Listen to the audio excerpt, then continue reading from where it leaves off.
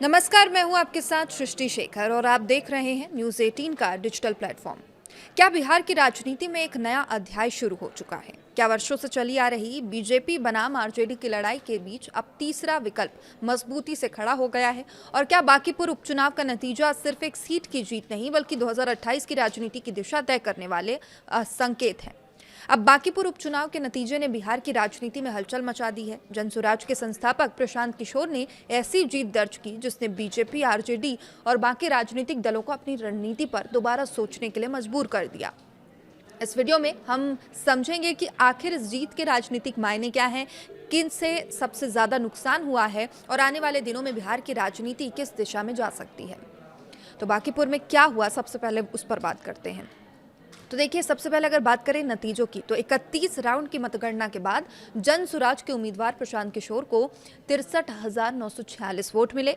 BJP के नीरज कुमार सिन्हा को 44,700 vote मिले, जबकि आरजेडी की रेखा गुप्ता केवल 14,241 वोटों पर सिमट गई।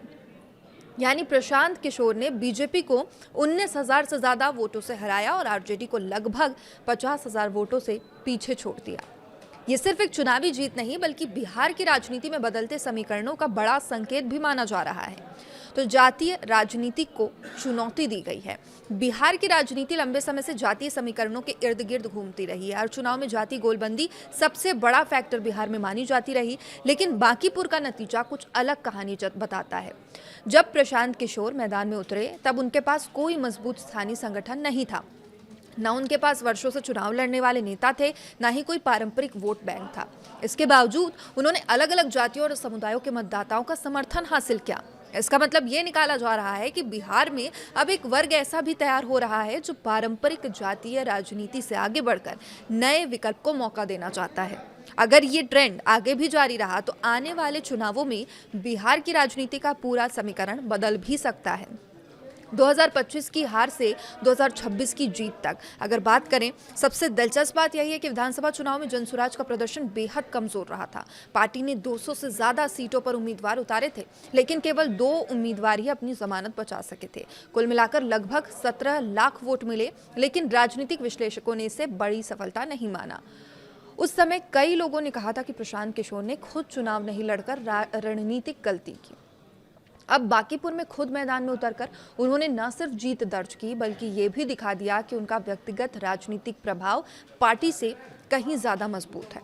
यानी जनसुराज को पहली बड़ी राजनीतिक पहचान इसी जीत से मिली है। अब सबसे बड़ा झटका किसे लगा है, यही सबसे बड़ा सवाल। तो अगर इस चुनाव में किसी को सबसे बड़ा राजनीतिक नुकसान हुआ है तो वो आरजेडी मानी जा रही है।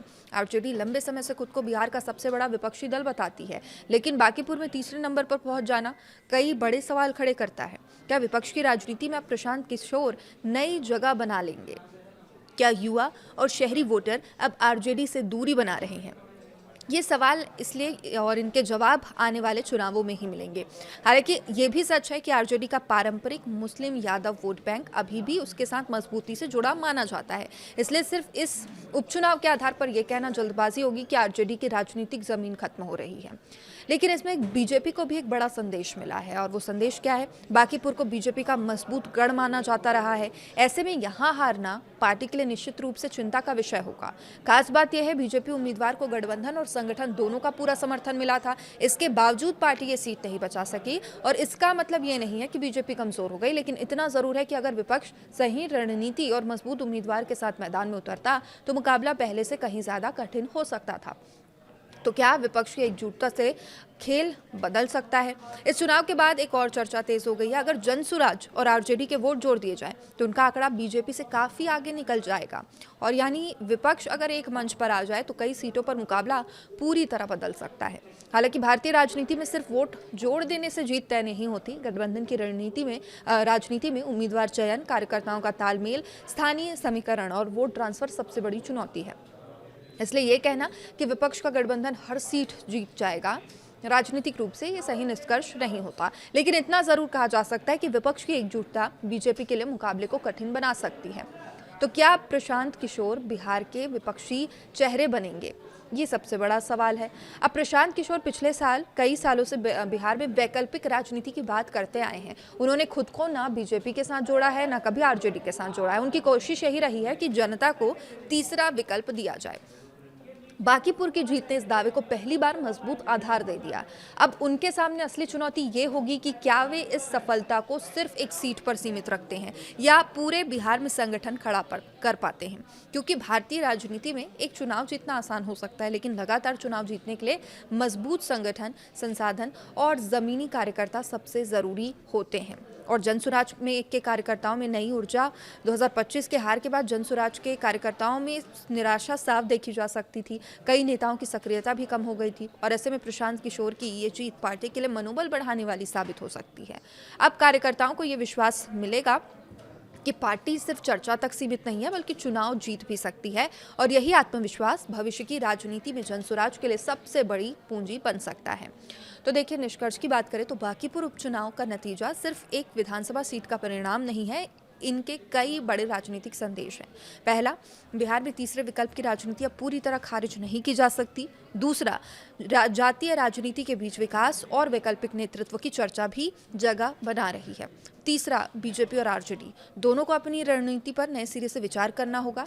हालांकि ये भी याद रखना जरूरी है कि किसी एक उपचुनाव के आधार पर पूरे बिहार की राजनीति का भविष्य तय नहीं किया जा सकता, लेकिन इतना निश्चित है कि बांकीपुर की इस जीत ने प्रशांत किशोर को बिहार की राजनीति में नई पहचान और नई ताकत जरूर दे दी है।